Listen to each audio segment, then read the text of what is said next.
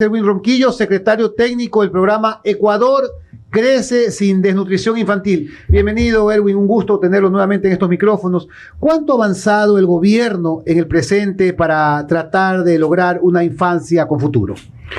Bueno, primero que nada, muchísimas gracias por la invitación. Bueno, efectivamente, cuando nosotros hablamos del programa de combate de la desnutrición crónica infantil, tenemos que hablar primero de prevención. La desnutrición crónica es un problema que afecta a los niños durante los 1000 primeros días de vida y condiciona su futuro. Primero, con un retardo en el crecimiento. Ese es el signo más visible de la desnutrición crónica infantil, pero hay un signo que no es visible, la falta de desarrollo cognitivo. En los primeros 1000 días de vida, un niño se desarrolla entre el 80 y el 85% de las conexiones neuronales. Por eso hay que trabajar primero en la prevención. ¿Y qué hemos hecho en ese sentido? Por un lado, recientemente el presidente acaba de anunciar la entrega de 588 centros de salud que han sido intervenidos de manera integral. ¿Eso qué significa? Se han hecho mantenimientos de la infraestructura de estos centros de salud y adicionalmente hemos contratado 1.726 nuevos profesionales de salud, entre nutricionistas, cerca de 1.000 enfermeras, médicos familiares, obstetras, que llegan a fortalecer el primer nivel de atención, es decir, los servicios de prevención de desnutrición crónica infantil. María Fernanda Campos con nosotros.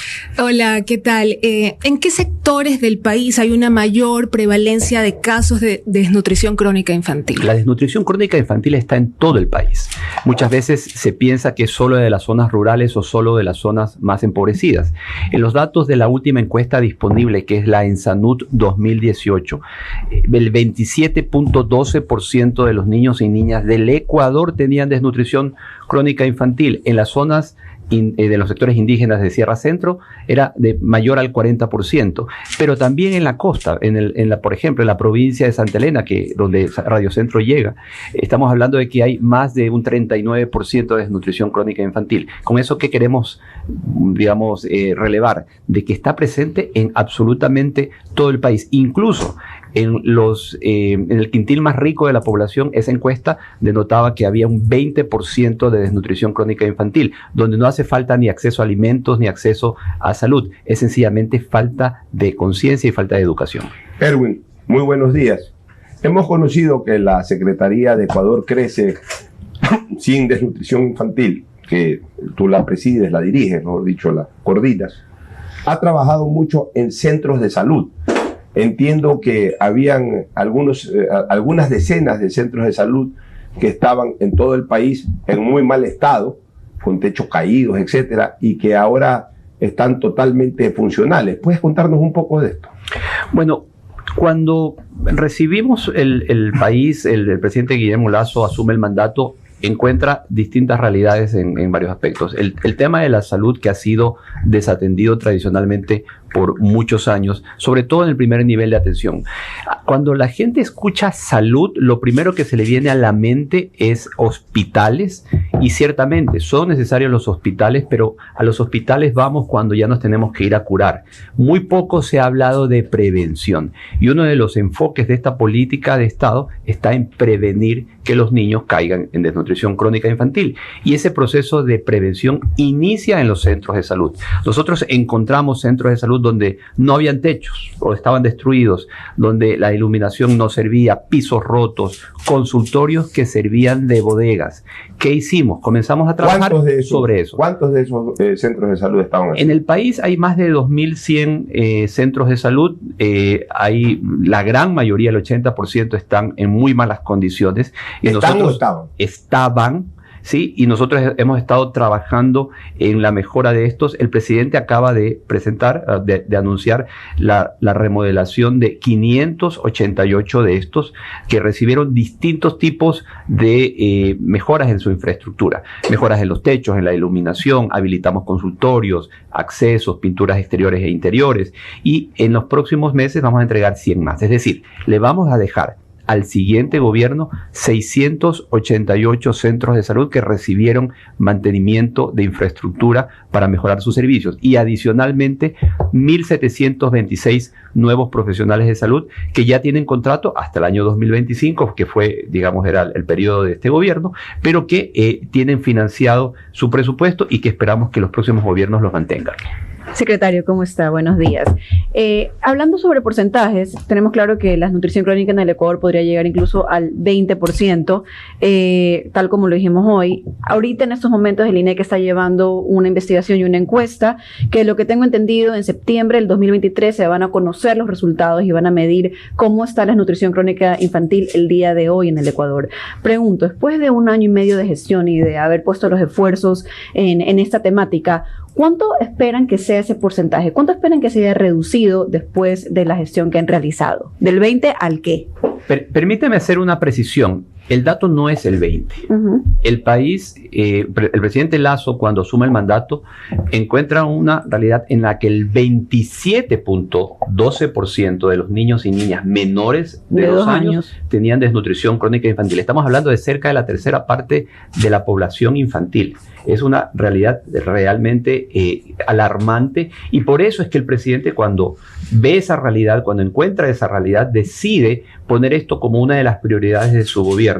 Y ciertamente una de las cosas que tampoco encontramos fue información actualizada. La más reciente era el 18, imagínense. Entonces inmediatamente arrancamos el proceso de hacer una nueva encuesta. Esta es la encuesta nacional de desnutrición infantil, que inició a hacer las tomas de muestras en el mes de julio del 22 y termina la toma en este mes, en el mes de julio del 23. Esa información se va a procesar y va a estar disponible en el mes de septiembre. Ya tenemos algunos datos preliminares que nos muestran que estamos ya comenzando a cambiarle la vida a miles de niños y niñas. Sin embargo, todavía falta mucho por hacer. El Ecuador va a tomarle muchos años poder eliminar la desnutrición crónica infantil, pero vamos por buen camino y eso es lo importante. Pero, perdón que interrumpa, pero en estos resultados preliminares, ¿hay alguna indicación de, por ejemplo, cuánto en porcentaje se ha disminuido la desnutrición crónica infantil? Efectivamente, está disminuyendo. No le puedo dar los datos porque ese anuncio, primero, es un anuncio técnico que tiene que hacer el INEC como ente rector, y por otro lado, el presidente es quien debe anunciarle a la población acerca de estos resultados. Pedro Palacios dice, por favor, la desnutrición no se mide por la talla es de acuerdo al peso. Este rango de peso para la talla permite visualizar etnias que genéticamente están normal, dice Pedro Palacios. Dalton Panchana, ¿cuál es el origen de la desnutrición infantil? La desnutrición crónica infantil técnicamente se la conoce a nivel mundial y en los medios científicos como el retardo en el crecimiento. Otra cosa es la desnutrición aguda. Esa sí es, obviamente, se mide por el peso, pero la desnutrición crónica solo se determina por medio de la talla. Bueno, no solo de pan vive el hombre. Es verdad que se le exige a un gobierno obras de infraestructura, en este caso lucha contra la seguridad ciudadana, pero estos detalles son importantísimos para una colectividad. Si algo dejará como recuerdo el gobierno de Guillermo Lasso es que desde el primer día habló de desnutrición infantil, ha combatido aquello y ha tenido un programa muy intenso y yo diría exitoso. Ahora, secretario Erwin Ronquillo, hablemos un poco del hospital de Monte Sinaí, un hospital que, digamos, cuando fue entregado era poco funcional por el tema de números de camas, etcétera. Posteriormente se ha venido incrementando y entiendo que en estos últimos meses se ha intensificado el funcionamiento del funcionamiento del hospital Monte Sinaí con la presencia de más camas. ¿Puedes explicarnos un poco sobre este tema? Claro que sí. El Hospital Monte Sinaí, cuando se entregó casi como en cascarón, como se dice popularmente. Sin embargo, entre el gobierno anterior y este gobierno se han podido poner a funcionar cerca de 500 camas en este hospital. Y adicionalmente, ¿ese hospital da para cuántas camas? Es para alrededor de 1000 camas. Ya, ahora, lo que sí hay que aclarar, 1000 camas no es cuestión de ir a comprar 1000 camas solamente, sino que cada cama necesita una serie de cosas para que funcione bien la atención al paciente que ocupa cada una de esas camas. Claro, es infraestructura, es equipamiento y personal, profesionales de la salud. Entonces, este gobierno le va a dejar rehabilitado el 100% o habilitado el 100% del Hospital de Monte Sinaí. En lo que va de este año se inició en el mes de febrero la adquisición de todo el equipamiento para dejar hacia finales de este año, es decir, le vamos a dejar al siguiente gobierno el 100% de las camas habilitadas de Monte Sinaí y adicionalmente los accesos, porque quienes conocen el lugar saben que no había calle de acceso y adicionalmente también se va a dejar entregada esta. ¿Puede hablarnos algo sobre los albergues infantiles? Bueno, algo muy importante de esta política de combate a la desnutrición crónica infantil es que trabaja en distintos aspectos. Por un lado, el tema de salud, de prevención de salud. No quiero dejar de mencionar dos datos importantes. Nosotros nos hemos enfocado en aumentar la cobertura de atención a las madres embarazadas en los servicios de prevención. Por ejemplo, aumentamos un 30% versus años anteriores y hoy por hoy estamos atendiendo a 450,000 madres a nivel nacional. Desde que inició este gobierno, vamos a cerrar en 500,000 madres. En términos de niños y niñas menores de 2 años con controles de niño sano, estamos al momento, hemos atendido al momento 620,000 niños y niñas menores de 2 años y vamos a cerrar el año con 700,000 niños y niñas con controles de niño sano en los centros de salud. Y adicionalmente, con el MIES trabajamos en 3 programas. El primero es el de Creciendo con Nuestros Hijos. Es un programa donde educadoras visitan todas las semanas a las madres y le dan estimulación temprana a la madre embarazada y al niño una vez que nace. Hay 200,000 madres que están recibiendo ese servicio, que si tuviesen que pagarlo, no dejaría de costarles menos de $120, $150 y lo reciben absolutamente gratis. Y obviamente no pudieran pagarlo si, por su situación de pobreza. Y por otro lado, tenemos las guarderías gratuitas del Estado, donde estamos atendiendo a 85,000 niños y niñas menores de 3 años a nivel nacional. Y ahí reciben 4 de las 5 comidas al día. Es decir, la madre no se preocupa, puede salir a trabajar, puede salir a sus tareas y deja a sus hijos sin preocupación, con la máxima seguridad y los niños reciben 4 de las 5 comidas al día. De igual manera, si es que tuviesen que pagar ese servicio, no dejaría de costarles menos de $250, $300. Quienes tienen niños pequeños y nos están escuchando me van a dar la razón. Eso es lo que costaría un servicio de guardería si es que esas madres tuviesen que pagarlo, pero es un servicio totalmente gratuito para quienes están en mayor situación de pobreza. Secretario, yo tengo una pregunta más porque sí me queda viendo un poco el tema de los porcentajes. Si bien no podemos saber todavía cuánto se va a reducir porque es un anuncio técnico, ¿a qué es lo que se proyectaron ustedes como secretaría? Si empezaron con el 27, si empezaron con el 27, ¿a qué se proyectaron que se iba a reducir en esta siguiente medición? El presidente hizo un compromiso. Él dijo, vamos a reducir la desnutrición crónica infantil en al menos 6 puntos porcentuales hasta el año 2025. Y los compromisos se deben cumplir. Nosotros vamos en esa dirección y cuando el presidente lo anuncie, realmente van a ser buenas noticias porque estamos cambiándole, o sea, detrás de esos números, de esos porcentajes, hay vidas. Y eso es lo más importante. Le estamos comenzando a cambiar la vida a miles de niños. Secretario, ya estamos a muy pocos meses, semanas o quizás meses, pocos meses, de que cambie el gobierno, aunque no termine el periodo. Es decir, habrá un nuevo presidente, habrá un nuevo gobierno, pero dentro de un mismo periodo, aquel para el que fue elegido el presidente Lasso, que no continuará por el tema de la muerte cruzada y la elección venidera. Obviamente, el gobierno entrante es un gobierno que va a coger al vuelo, se va a subir al vuelo, como decíamos antes en los colectivos, se va a subir al vuelo a gobernar el país. No habrá ese tiempo prudencial, ese tiempo tradicional de transmitir información, lo que se llama el relevo gubernamental, que hay en periodos ordinarios, en donde después de la elección hay una fecha establecida para 4 años venideros, entonces los 2 últimos meses el gobierno saliente entrega al gobierno entrante información, etc.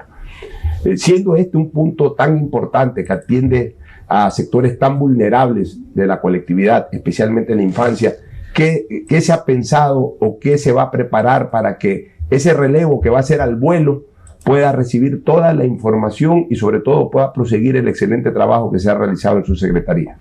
Bueno, el gran reto que tenemos en este momento como gobierno y sobre todo como país es de que esta política pública se mantenga en el tiempo, por 2 razones. Primero, porque nunca se diseñó para 2 años y medio, tampoco para 4, sino para que dure 10 o 15 años. Entonces, pero eso depende de la voluntad política. Para que tengamos una verdadera política de Estado, tienen que haber 3 cosas. Primero, institucionalidad. Nosotros estamos dejando una secretaría técnica que coordina a 13 instituciones, una hoja de ruta y adicionalmente un sistema informático que permite hacer el seguimiento a todas las madres y a todos los niños que están en el programa. Son más de 1 millón de beneficiarios entre todos. Y adicionalmente hay que dejar un presupuesto. Nosotros el año pasado ejecutamos 260 millones de dólares. Este año son 330 millones que están en el presupuesto general del Estado, que ojo, antes no existían. Hoy, incluso gracias a que estamos en periodo electoral y va a haber un presupuesto prorrogado en el 24 y en el 25, los próximos gobiernos van a tener en su presupuesto 330 millones de dólares para la estrategia de prevención de desnutrición crónica infantil. ¿Qué es lo tercero que falta? Hablamos de institucionalidad, de presupuesto, y lo tercero es voluntad política. Entonces, estamos también trabajando con distintos actores políticos para lograr que el futuro gobierno, cualquiera que este sea, mantenga lo que se está haciendo, mejore lo que haya que mejorar, pero que sobre todo no le des la espalda a los niños y a las niñas. La desnutrición crónica infantil en el Ecuador afecta al 27.2% de los niños menores de 2 años. Esta problemática repercute en la productividad del país y tiene un impacto a lo largo de la vida de las personas. Entiendo que a pesar de los esfuerzos y los recursos invertidos en el gobierno de Guillermo Lasso, aún está muy lejos el día en que la desnutrición crónica infantil sea superada. Siga adelante con su trabajo, Erwin Ronquillo, secretario técnico del programa Ecuador Crece sin Desnutrición Infantil, porque ahí está nuestra juventud, nuestros futuros desarrolladores de esta patria. Sin duda, y aquí como me decía durante la entrevista, y es importante resaltar, esta es una política de Estado que debe mantenerse en el tiempo. Nosotros en este gobierno estamos logrando que muchos niños dejen la desnutrición o que no caigan en desnutrición crónica, o es crónica, no aguda, pero esto podría revertirse muy fácilmente si el siguiente gobierno no sigue con esta política pública o la amplía. Entonces, de nuestra parte tenemos todo el compromiso de facilitarle a quien venga toda la información y que se pueda mantener, pero lo más importante es que desde los medios de comunicación y la ciudadanía haya también la presión social para que esto se mantenga. Muchísimas gracias a Edwin Ronquillo.